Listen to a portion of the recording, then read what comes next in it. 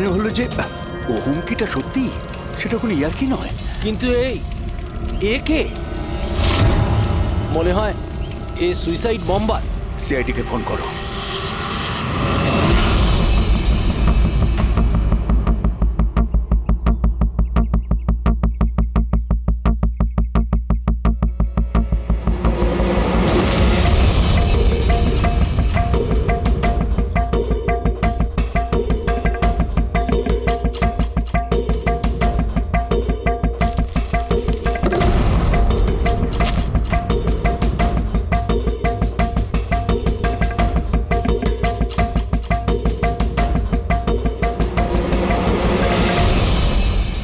পাওয়া যেতে পারে এর থেকে?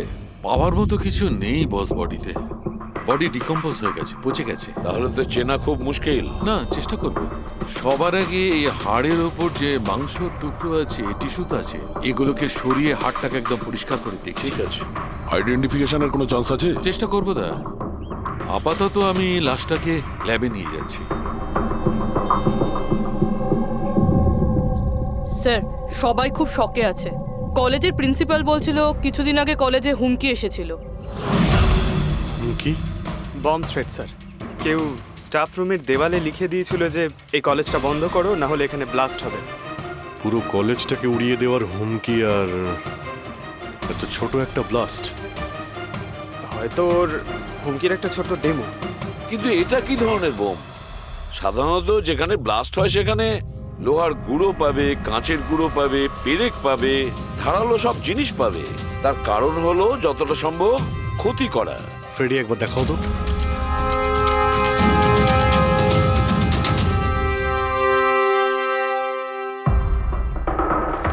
না স্যার, সেরকম তো কিছু দেখতে পেলাম না।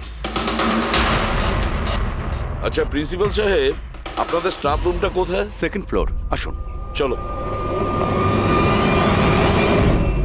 রবিবাবু, আপনি যে বলেছিলেন যে দেওয়ালে কেউ কালি দিয়ে লিখেছিল, সেটা কোথায়? সেগুলো তো আমি মোবাইলে, এই দেখুন স্যার।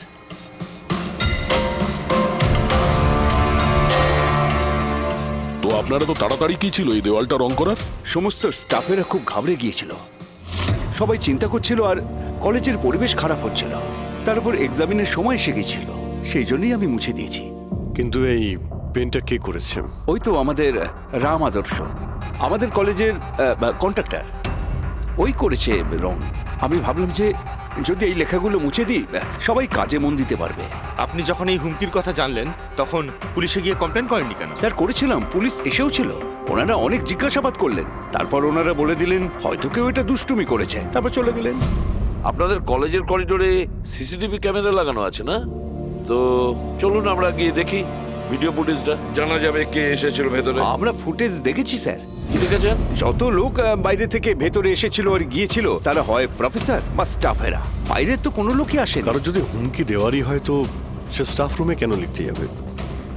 আপনার রুমেও লিখতে পারতো, বা কলেজের যে মেন গেট রয়েছে সেখানেও সে লিখতে পারতো। এখানেই কেন লিখলো? দেখুন রবিবাবু, কেউ না কেউ তো ভেতরে এসেছিল।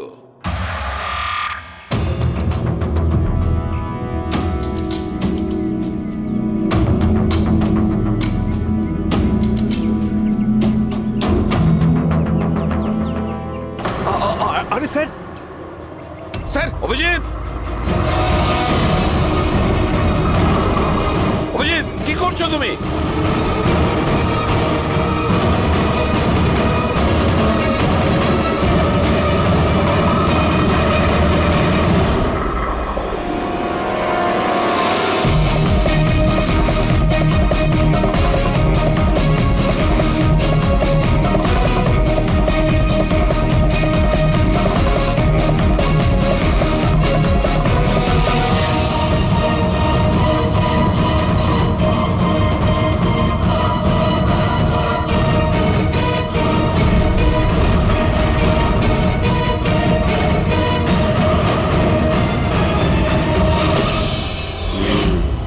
যেখানে ব্লাস্ট হয়েছিল সেই স্পটটা এই জানালার একদম নিচেই, আর এই জানালাটা স্টাফ রুমের একদম পাশে, আর জানালার ঠিক লাগোয়া হলো এই বেঞ্চ।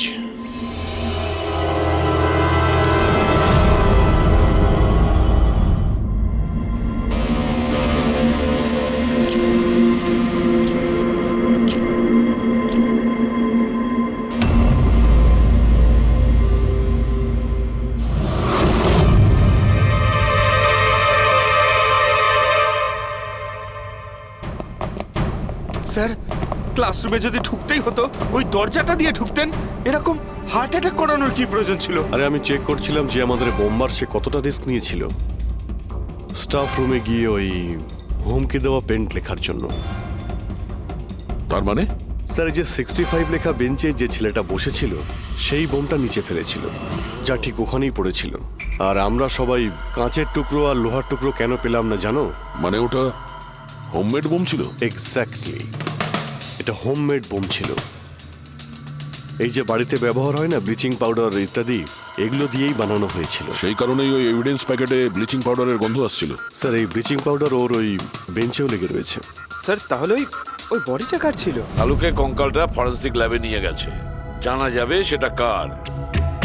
আচ্ছা রবিবাবু, স্টুডেন্টরা কোথায়? স্যার সবাইকে বাড়ি পাঠিয়ে দিয়েছি। আর এই স্টুডেন্টটা কোথায়? টেবিল নাম্বার 65 যে বসেছিল? স্যার নাম্বার 65 তো আরিয়ানের। স্যার ও 1 নম্বরের দুষ্টু ছেলে, কলেজে সব প্রফেসরদের জ্বালিয়ে খেয়েছে, 1 নম্বর দুষ্টু। আরিয়ান, চলো এবার আমরাও ওকে একটু বিরক্ত করি। I am sorry sir, I am sorry. চুপ! এই জন্য কলেজে জয়েন করেছো? কলেজটাকে বোম দিয়ে উড়ানোর জন্য? কেন করেছো এটা? স্যার এক্সাম আসছিল আর আমি একদম তৈরি ছিলাম না, তো ওই দিন আমি স্টাফ রুমের ভেতরে যাই আর কলেজটাকে বোম দিয়ে ওড়ানোর হুমকি দিয়েছিলি?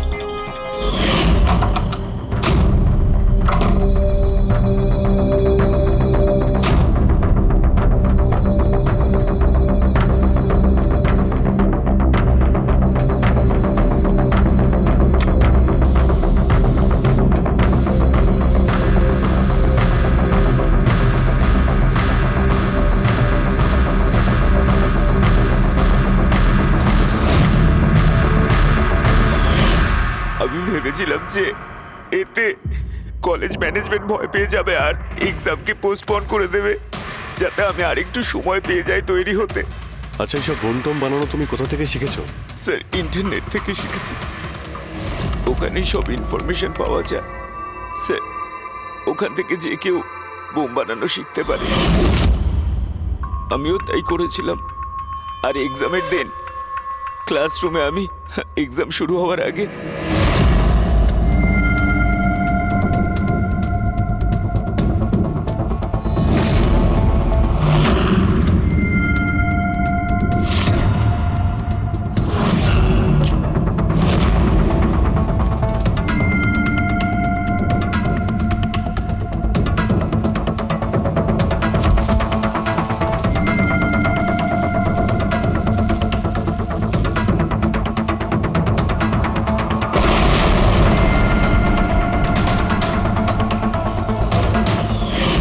যদি এই বুদ্ধিটা পড়াশোনায় কাজে লাগাতে, তাহলে অনেক বড় কাজ করতে পারতে।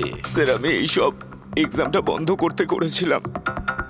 স্যার আমি কাউকে মারতে চাইনি। কিন্তু মেরেছো তো ঠিকই না? না বস, আরিয়ানের কারণে কারোর প্রাণ যায়নি। এটা কি বলছো তুমি শালুকে? বোম ব্লাস্ট করেছে ও কলেজে? হ্যাঁ বস, বম ব্লাস্ট করেছে। আর ওই বম ব্লাস্টের কারণে একটা মার্ডার কেস আমাদের সামনে এসে হাজির হয়েছে।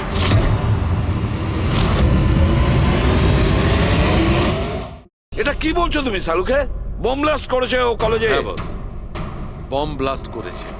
আর ওই বম ব্লাস্টের কারণে একটা মার্ডার কেস আমাদের সামনে এসে হাজির হয়েছে। বস, যেখানে আমরা ওই ব্লাস্ট সাইটের পাশে কঙ্কাল পেয়েছিলাম, ওই কঙ্কালটা আসলে 22 থেকে 24 বছর বয়সের একটা ছেলের লাশ, যার মৃত্যু আজ থেকে 2 বছর আগে হয়েছিল। কি 2 বছর আগে? এটা তো ভালোই হয়েছে, এর বমের কারণে ওখানে ব্লাস্ট হয়েছে আর লাশ বেরিয়ে এসেছে। নাহলে তো জানতেই পারতাম না একটা লাশ ওখানে পোঁতা রয়েছে। আর মৃত্যু হয়েছে কি করে? এটা বলা খুব কঠিন ব্যাপার বস। কোনো এভিডেন্স নেই, শুধু হাড়। আর ওই হাড়ের ওপর না কোনো বুলেটের চিহ্ন আছে, না কোনো ছুরির চিহ্ন আছে, কিচ্ছু নেই। কিন্তু আপনার গাট ফিলিং কি বলছে? অভিজিৎ, এই ধরনের কেসে গার্ড ফিলিং কোনো কাজ করে না। যা কিছু হতে পারে বস। হতে পারে কেউ ওর গলা টিপে দিয়েছে, কেউ ওকে বিষ দিয়ে মেরেছে, অথবা এটাও হতে পারে যে কেউ ওকে জীবন্ত জমির মধ্যে পুঁতে দিয়েছে। কিন্তু বস, এত কিছু সত্ত্বেও একটা সাফল্য পাওয়া গেছে। কি? এই দেখো, এইটা।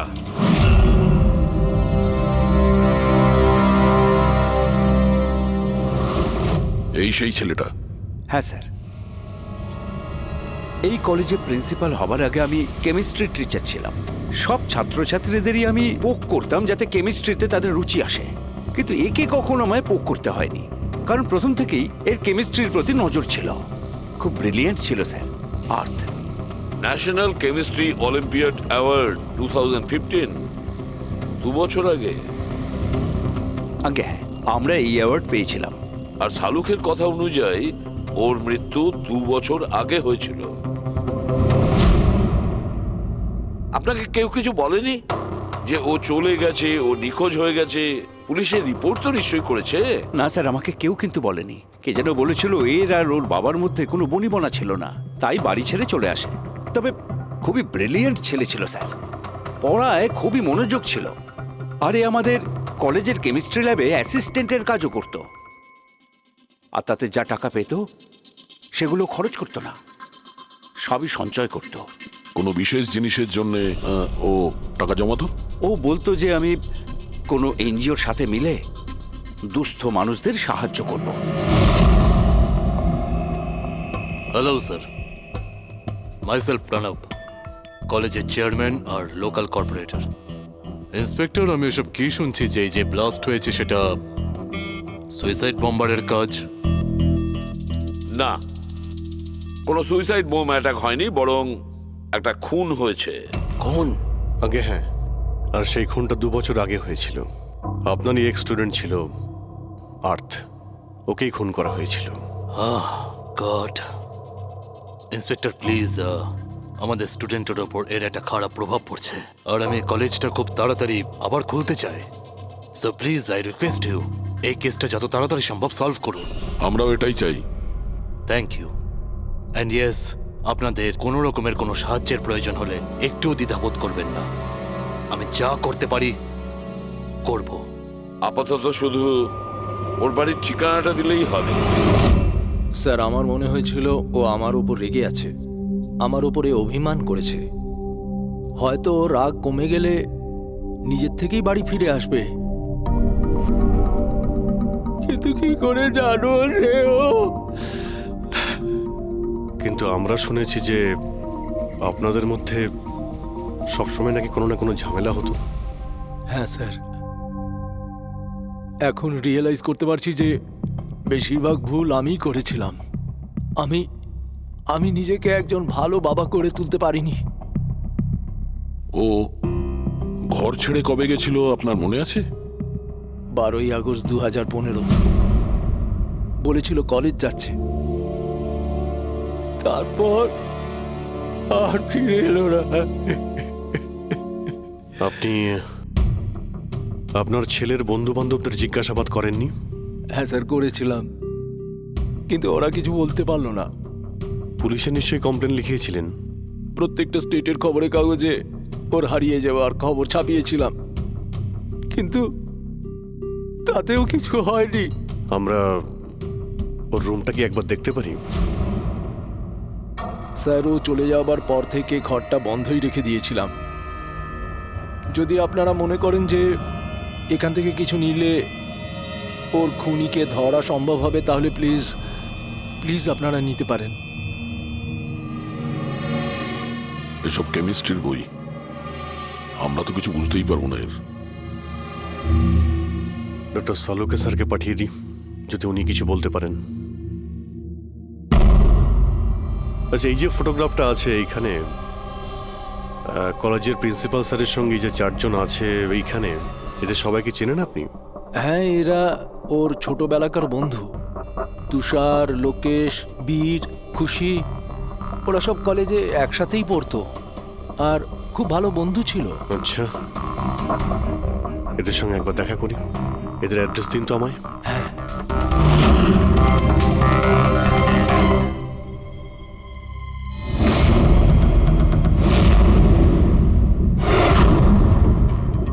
12ই আগস্ট 2015 কিছুদিন আগে হ্যাঁ আমি জানি 2 বছর আগের কথা আমি বলছি। তোমরা একটু ঠান্ডা মাথায় ভেবে দেখো, দেখো কিছু মনে পড়ে কিনা। কি হয়েছিল? স্যার এক্স্যাক্ট কিছু তো আমার মনে নেই, কিন্তু 6 অগস্টের দিনটা আমার মনে আছে, কারণ ওই দিন আমার বার্থডে ছিল। আচ্ছা, আর ওই দিন আমি আর্থকে দেখেছিলাম। ও ও গেটওয়েকে কিছু পয়সা দিয়েছিল আর কিছু কিনেছিল ওর থেকে। গেটওয়ে? আমাদের কলেজে একে স্টোন ব্রিজের ওয়াচম্যান স্টুডেন্টদের খুব ফেভারিট ছিল। ওর সামনের দুটো দাঁতের মাঝখানে খুব বড় একটা ফাঁক ছিল। এই জন্যই আমরা ওকে গেটওয়ে অফ স্টোন ব্রিজ বলে ডাকতাম। এমনি তো ওর আসল নাম কি ছিল? জানি না স্যার, আমরা কোনোদিন কোনোরকম ভাবে ওকে জিজ্ঞেসই করিনি ওর নাম কি ছিল। হ্যাঁ স্যার, আমরা ওকে শুধু গেটওয়ে বলেই ডাকতাম। আর কিছু মনে আছে? হ্যাঁ স্যার, 6 অগস্টের কদিন বাদে আমি আর্থকে গেটওয়ের সঙ্গে ঝগড়া করতে দেখেছিলাম। কিছু আর্গুমেন্ট চলছিল ওদের মধ্যে।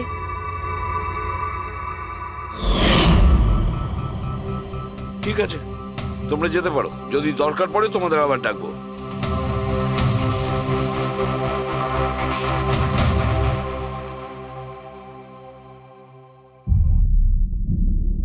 কি মনে হচ্ছে? গার্ডকে আমাদের ধরতে হবে, ও নিশ্চয়ই কিছু বলতে পারবে। আর স্যার এই ছেলেটা ওয়াচম্যানের থেকে কি কিনছিল? এক্সকিউজ মি স্যার, হ্যাঁ, আমি আপনাদের কিছু বলতে চাই। কি? হয়তো আপনাদের এটা শুনে একটু আশ্চর্য লাগবে, কিন্তু আমি আগে থেকেই জানতাম যে আর্থ মারা গেছে। কি? ও মারা গেছে এটা তোমার কেন মনে হয়েছিল? দ্যাট আই ডোন্ট নো, এটা একটা গাট ফিলিং। আমি আগে থেকেই জানতাম যে ব্যাস আর্থ আর বেঁচে নেই। আর কি কারণ আপনার এই গাট ফিলিং এর? কারণ আছে স্যার, এই দেখুন ফেসবুকে আর্থের প্রোফাইল, এই সমস্ত পিকচার্স আর পোস্টস। কিন্তু 12 অগস্টের পর ও যেটা পোস্ট করেছিল তাতে আমি কমেন্টস করেছিলাম, কিন্তু ও কোনো রিপ্লাই করেনি। রিপ্লাই দেয়নি মানে আপনি ধরে নিলেন যে ও মারা গেছে? আই নো ইটস ওয়ার্ড, কিন্তু আর্থ আমার সমস্ত কমেন্টে রিপ্লাই করত, এমনকি ঘুমানোর আগেও গুড নাইট মেসেজ পাঠাতো। কিন্তু 12 অগস্টে আমি সেই মেসেজও পাইনি। নো অফেন্স, তোমায় একটা পার্সোনাল প্রশ্ন করব। তোমার আর ওর মধ্যে কি কোনো রিলেশনশিপ ছিল? না, এরকম তো কিছু ছিল না, কিন্তু আমাদের রিলেশনশিপ বন্ধুত্বের থেকে অনেক বেশি ছিল। তার মানে আপনার মনে হচ্ছিল যে 12ই আগস্টের পরে ওর প্রোফাইলে ওর সমস্ত ছবিগুলো অন্য কেউ দিচ্ছিল? হতে পারে। না না, এটা কিভাবে হয়? আমরা তো মোবাইল কোম্পানির সঙ্গে ক্রস চেকও করিয়েছি। ও কটা ছবি তুলেছে, কোথা থেকে তুলেছে, আর কিভাবে তুলেছে, কখন পাঠিয়েছে, সব ক্রস চেক করেছি আমরা। সব তো ঠিকই ছিল। এক্স্যাক্টলি, মোবাইল কিছুক্ষণের জন্য অন হতো, কিন্তু লোকেশন সেটাই ছিল যেখান থেকে ও ছবি পোস্ট করতো। আমি জানি যে আপনারা কি ভাবছেন, যে আমি এসব পাগলের মতো কি উল্টোপাল্টা বলছি, কিন্তু আমার মন জানে আর্থ কোথাও যায়নি। ইনফ্যাক্ট ও কলেজ থেকে বাইরেও যায়নি।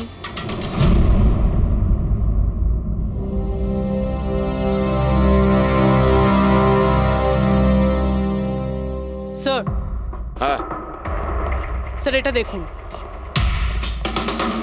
খুশি ঠিক বলছিল, আর্থ কোথাও যায়নি। এটা কি করে সম্ভব? স্যার আমি সব ছবির রিভার্স ইমেজ চেক করেছি।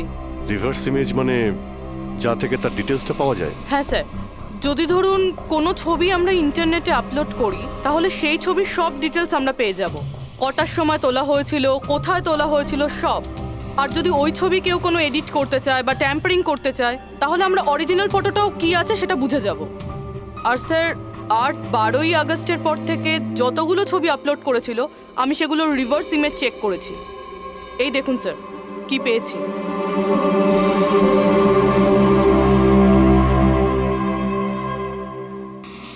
ছবি তো একই, সেম লোকেশন, সেম টাইম, শুধু ওর জায়গায় অন্য কেউ দাঁড়িয়ে আছে। কেউ এডিট করে এটাকে এর জায়গায় আর্থের চেহারা লাগিয়ে দিয়েছে। এক্স্যাক্টলি। তার মানে ছেলেটা ওই সব জায়গায় যায়নি, বরং এ তো কলেজ থেকেই বাইরে যায়নি। ওই বেচারা তো 12ই আগস্ট 2015 মারা গিয়েছে। কিন্তু ওকে কে খুন করতে পারে? সেটা তো গেটওয়ে ওয়াচম্যানই বলতে পারবে। খোঁজ নিতে হবে কোথায় আছে। স্যার, প্রিন্সিপালের সঙ্গে কথা হলো, গেটওয়ের আসল নাম শৈলেশ স্যার। আচ্ছা, স্যার 11ই আগস্ট 2015 আর্থ শৈলেশের বিরুদ্ধে কলেজের বোর্ডে একটা চিঠি লিখেছিল যে ও ড্রাগস বেচে, এই সুগার হাই ড্রাগস, আর 12ই আগস্ট ওকে চাকরি থেকে তাড়িয়ে দেওয়া হয়েছিল। ওটা হোক বা না হোক, নিশ্চয়ই শৈলেশের হাত আছে ওর খুনের ব্যাপারে। কলেজের লোকেরা ওর নামে কমপ্লেন করেনি পুলিশে? না স্যার, প্রিন্সিপালের নাকি দয়া হয়েছিল। শৈলেশ খুব গরিব মানুষ, একা ইনকাম করতো, তাই ওকে ছেড়ে দেওয়া হয়। আচ্ছা, বাড়ির লোকেরা কি বলছে শৈলেশের? শৈলেশের বাড়ির লোক এখান থেকে 600 কিলোমিটার দূরে একটা গ্রামে থাকে। শৈলেশের সাথে তো ওদের 2 বছর কোনো যোগাযোগই নেই। ওরা তো নিজেরাই ওকে খুঁজছে, কিন্তু ওর বাড়ির লোক জানতে পেরে গেছিল যে শৈলেশ ড্রাগ বিক্রি করে। তো ওরা এটা ভেবে নিয়েছে ওকে হয়তো পুলিশে ধরে নিয়েছে আর জেলে পড়ে রয়েছে। এ কিরকম ফ্যামিলি? খোঁজার একবার চেষ্টাও করেনি? এই শৈলেশ 2 বছর ধরে নিখোঁজ, একবারও বাড়ির লোককেও ফোনও করেনি। চাকরি থেকে তাড়িয়ে দিয়েছিল আর 2 বছর ধরে বাড়ি যায়নি, তাহলে গেল কোথায়? দয়া, আমি জানি শৈলেশ কোথায় আছে।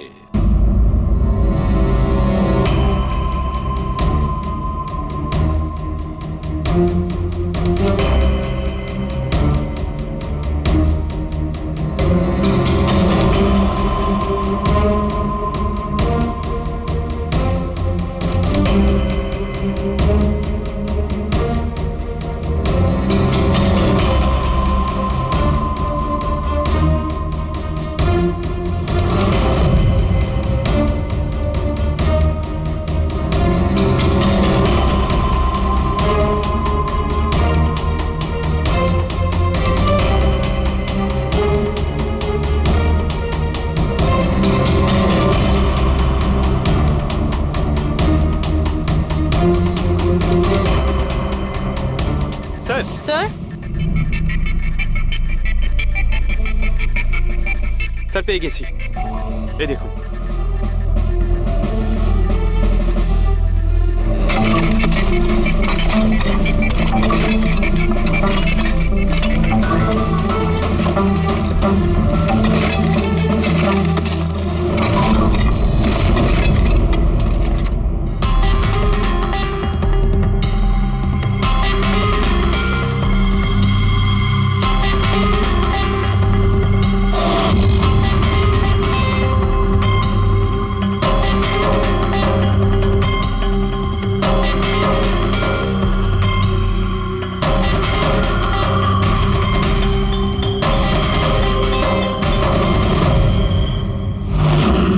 স্যার, এই লাশটা তো পুরোপুরি কঙ্কাল হয়ে গিয়েছে। একে চিনতে পারবো কিভাবে? ডক্টর সালুখে আছে তো?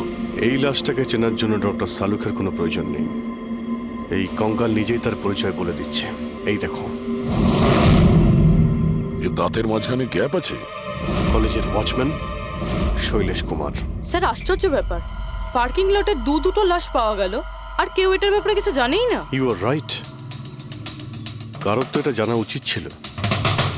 তার তো অবশ্যই জানা উচিত যে পার্কিং লটের ফ্লোর বানিয়েছে। কলেজের কম্পাউন্ডের মধ্যে দুটো লাশের কঙ্কাল পাওয়া গেছে, আর আপনারা কিছু জানেনই না। কি না স্যার? আচ্ছা, যে পার্কিং লটের যে কাজ হয়েছে এখানে, মানে এই মেঝে বা এই সব কিছু, এগুলো কবে হয়েছিল কিছু বলতে পারবেন? এগুলো তো 7ই আগস্ট 2015। মানে 2 বছর আগে, যে সময় আর্থ মারা গিয়েছিল, মানে তার আশেপাশেই। মানে যেই এই কংক্রিটের কাজটা বা মাটি ভরার কাজটা করেছে, ও জানতো যে ও 2টো লাশের ওপর মাটি ফেলছে। হ্যাঁ, এই সমস্ত কাজ এখানে কে করেছিল? রাম আদর্শ, আমাদের কলেজের কন্ট্রাক্টর। এসব কাজ ওই করে থাকে।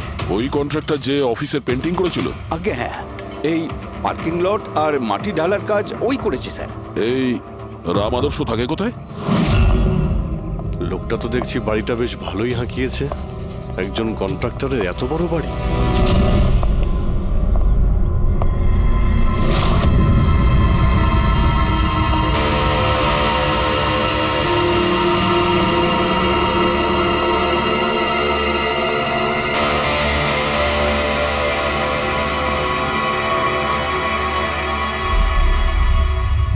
আচ্ছা দাদা, এটা কি করে হলো? কি আর বলবো বাবা, আমার তো আর জীবনের প্রতি মায়া দয়াই নেই। দেখো না, কালকেই কত হাসি ঠাট্টা করছিল ফাদার, আর কালকেই হঠাৎ একটা অ্যাক্সিডেন্টে প্রাণ চলে গেল। অ্যাক্সিডেন্ট? অ্যাক্সিডেন্ট? আগে আর্থ আর শৈলেশ করেছিল, এখন এই রাম আদর্শ। একমাত্র এই ছিল যে এই কেসের শেষ সাক্ষী। এটা কারো প্ল্যান মনে হচ্ছে বস। আর এটা তো কোনো কাকতালীয় হতে পারে না। মনে হচ্ছে কেউ জেনে গেছে যে আমরা এই কেসটাকে ইনভেস্টিগেট করছি, নিজের জীবন বাঁচানোর জন্য রাম আদর্শকে মেরে দিল। আমার তো মনে হয় এই কলেজেরই কেউ হবে। সে কে এটা জানতে কলেজের হিস্ট্রি ঘাঁটতেই হবে। স্যার, হ্যাঁ স্টোনব্রিজ কলেজের ফিনান্সিয়াল হিস্ট্রি একদম ক্লিন। টাকা বা ডোনেশনের ক্ষেত্রে কোনো ঘাপলা নেই। স্যার এই আর্টিকেলটা পেয়েছি। 3 আগস্ট 2015-তে একে স্টোনব্রিজ কলেজের কেমিস্ট্রি ল্যাবে স্টুডেন্টদের ওপর একটা আজব সাইড এফেক্ট হয়েছিল। সবাই অজ্ঞান হয়ে গিয়েছিল। মনে হয় কোনো কেমিক্যাল রিয়াকশন ছিল। এটা কি ধরনের কেমিক্যাল? স্যার ওটা তো অথরিটিসও জানতে পারেনি। সবাই এটাই মেনে নিয়েছিল যে কোনো একটা স্টুডেন্ট হয়তো দুটো কেমিক্যালকে একসাথে মিলিয়ে ফেলেছিল। কেমিক্যাল রিঅ্যাকশনের এত স্ট্রং এফেক্ট যে সেটা পুরো ল্যাবে ছড়িয়ে পড়ে। হতে পারে অভিজিৎ, কিছু কিছু কেমিক্যালের খুব স্ট্রং রিয়াকশন হয়, যেমন হচ্ছে নেনথানাইট। বস, আমি ওর কেমিক্যাল জার্নাল দেখেছি। ওখানে একটা অদ্ভুত জিনিস দেখেছিলাম। 10 আগস্ট 2015-তে ওর কেমিক্যাল জার্নালে একটা বিশেষ কথা লিখেছিল। কি? আর্থ কেমিক্যাল ল্যাবে সুগার হাই ড্রাগের টেস্টিং করে ওর কেমিক্যাল ফর্মুলা বের করে লিখেছিল সুগার হাই, যাকে কেমিক্যাল ভাষাতে নেনথানাইনও বলে। এটা একটা বিশেষ ধরনের ড্রাগ যেটা একটা অদ্ভুত নেশা সৃষ্টি করে। কিন্তু এই আর্থ সুগার হাইয়ের টেস্টিং করছিল কেন? 1 মিনিট, এগুলো আমরা নোট করি। 3 আগস্ট 2015 স্টোনব্রিজ কলেজের স্টুডেন্টরা অজ্ঞান হয়ে গিয়েছিল। 6 আগস্ট 6 তারিখ খুশি আর্থকে শৈলেশের সঙ্গে সুগার হাই ড্রাগ কিনতে দেখে ফেলেছে। 7 আগস্ট কলেজের পার্কিং লট তৈরি হয়, কনস্ট্রাকশন শুরু হয়। 10 আগস্ট আর্থ সুগার হাই কেমিস্ট্রি ল্যাবরেটরিতে টেস্ট করে। 11 আগস্ট আর্থ কলেজ বোর্ডকে জানিয়েছিল শৈলেশ কলেজে ড্রাগস বিক্রি করে। 12 আগস্ট 2015 শৈলেশকে চাকরি থেকে বরখাস্ত করা হয়। আর ওই দিনেই, মানে 12 আগস্টের দিনেই আর্থকে খুন করা হয়।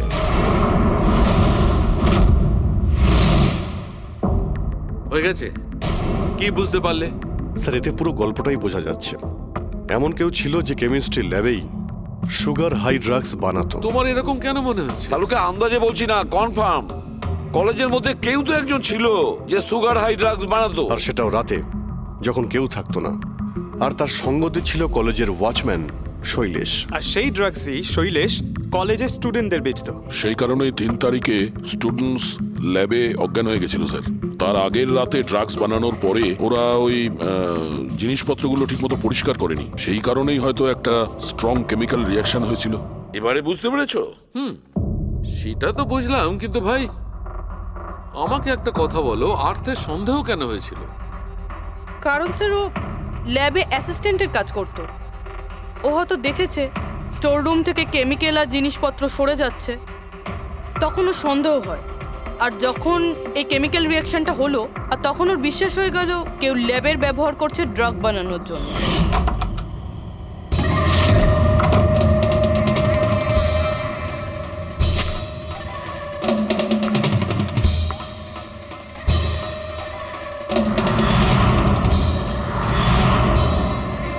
তারপর 10 তারিখে আর্থ ল্যাবে সুগার হাইয়ের টেস্ট করেছিল, এইটা জানার জন্য যে ওগুলো সত্যি সত্যি ড্রাগস কিনা।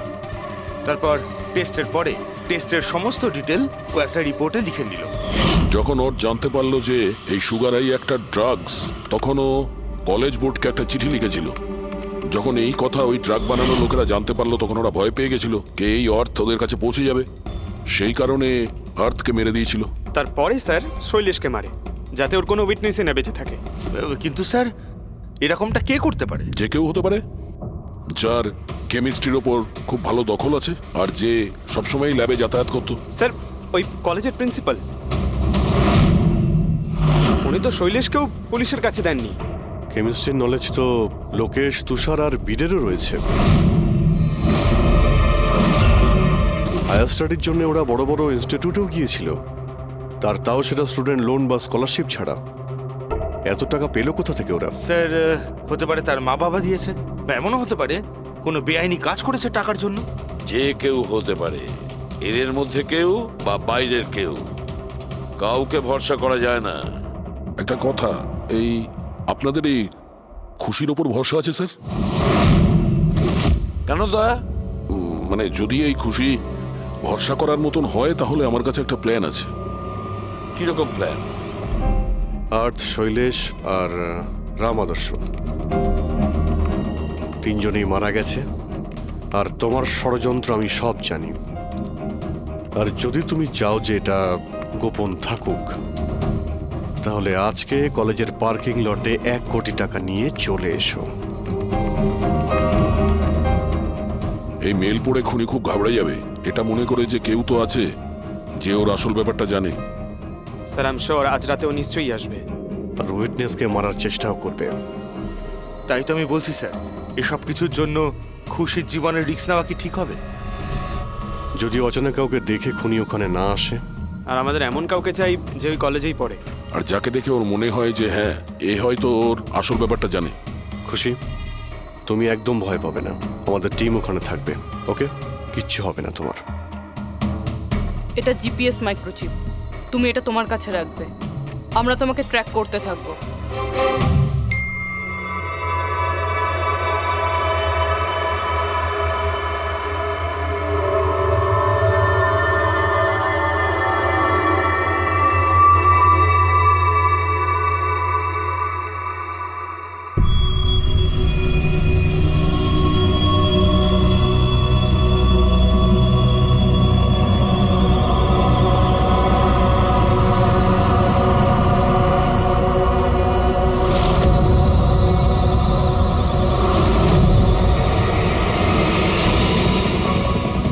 স্যার, আপনারা কাউকে দেখতে পেলেন কি? না, এখনো পর্যন্ত না।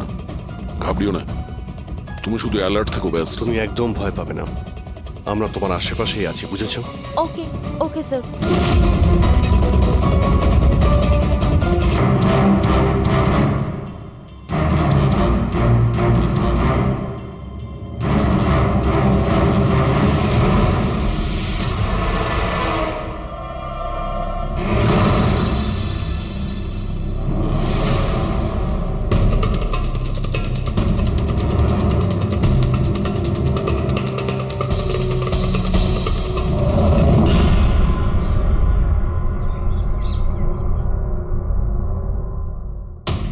স্যার, খুনি মেল পড়েও আসেনি? আরে পঙ্কজ, হতে পারে সে মেলটা দেখেইনি। বা এটা হতে পারে যাদের আমরা মেল করেছিলাম এদের মধ্যে কেউ খুনি নয়। খুশি, তুমি অনেকটা টায়ার্ড হয়ে গেছো, যাও তুমি ঘরে গিয়ে rest now. And thanks for everything. যদি কোনো জিনিসের প্রয়োজন হয় আমাদের ফোন করো, ওকে?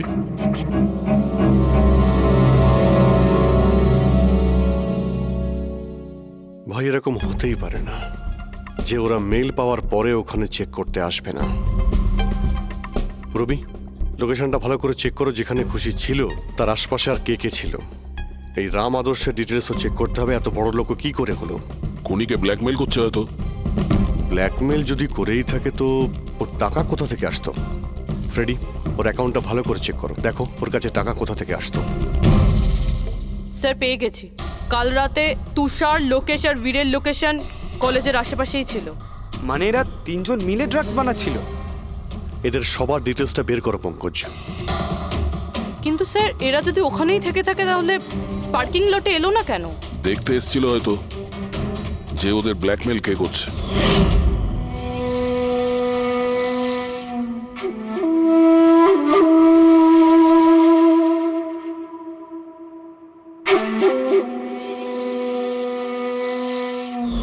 আর ওরা হয়তো খুশিকে দেখে ফেলেছে, ওকে কেউ মেরে ফেলতে পারে। ফোন করো ওকে।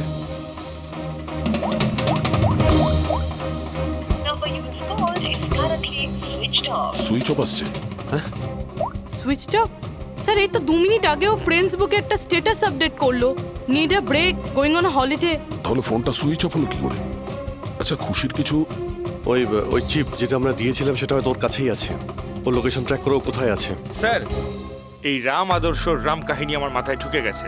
2রা আগস্ট 2015-র পরে ও একটার পর একটা বড় বড় গভর্নমেন্ট প্রজেক্ট পেতে থাকে এবং তার ফলেই ও আজকে এত বড় লোক। আর এই সমস্ত প্রজেক্ট দিয়েছিল একটাই লোক, প্রণব, কলেজের চেয়ারম্যান। স্যার, একটা শকিং নিউজ আছে। প্রণব তুষারের আঙ্কেল। মাই গড, এর মানে হলো তুষার আর তার বন্ধুরা এই কলেজে ড্রাগ বানাচ্ছে আর প্রণবোদের প্রশ্রয় দিচ্ছে। আর এখন ওরা খুশিকে মারতে চাইছে। স্যার, স্যার খুশির লোকেশন খুঁজে পেয়েছি।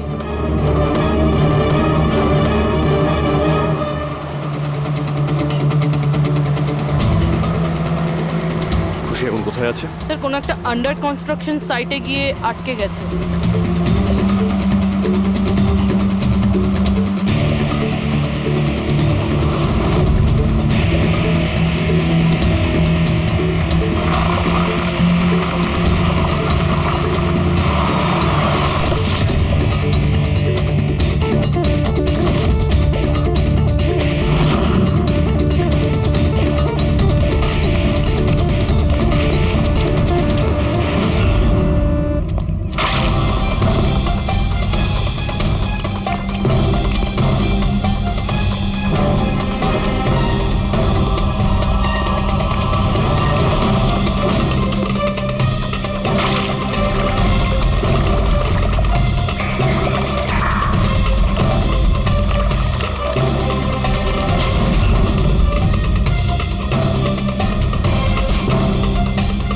একদম টাটকা সিমেন্ট।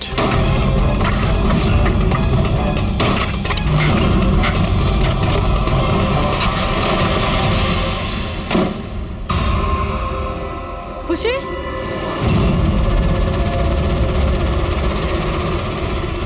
খুশি? খুশি স্যার, স্যার এ বেঁচে আছে।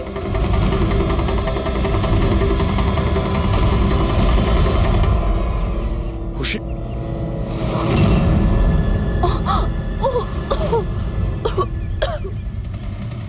ওরা হয়তো বেশি দূর যেতে পারেনি। ওদের ফটো সমস্ত পুলিশ স্টেশনে পাঠিয়ে দাও, ধরা পড়ে যাবে। 3টেকে তো পরে দেখবো, আগে ওই লোকটার ঘাড় ধরি যার হাত এদের মাথার উপরে আছে। প্রণব, ঠিক আছে।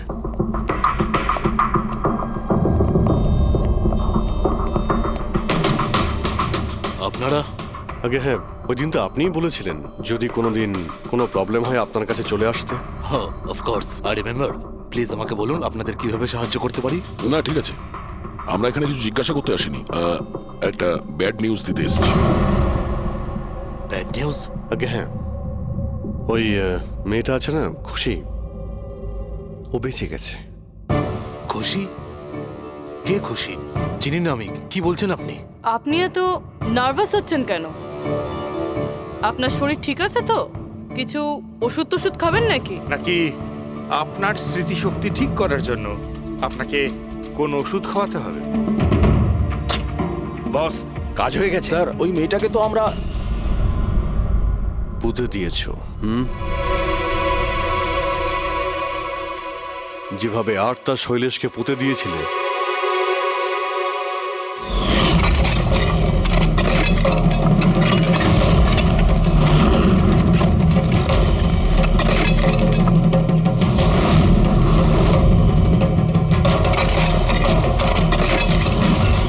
অন্তত ওই জুতোর থেকে ওই সিমেন্টগুলো তো পরিষ্কার করে নিতে, যার নিচে ওই মেয়েটাকে কবর দিয়েছো। হ্যাঁ, আর ওকে আমরা বাঁচিয়েও নিয়েছি। বলুন প্রণববাবু, কিছু বলবেন আপনি? আমি অনেক টাকা কামাতে চেয়েছিলাম, আর তার জন্য সব থেকে সহজ উপায় ছিল ড্রাগস।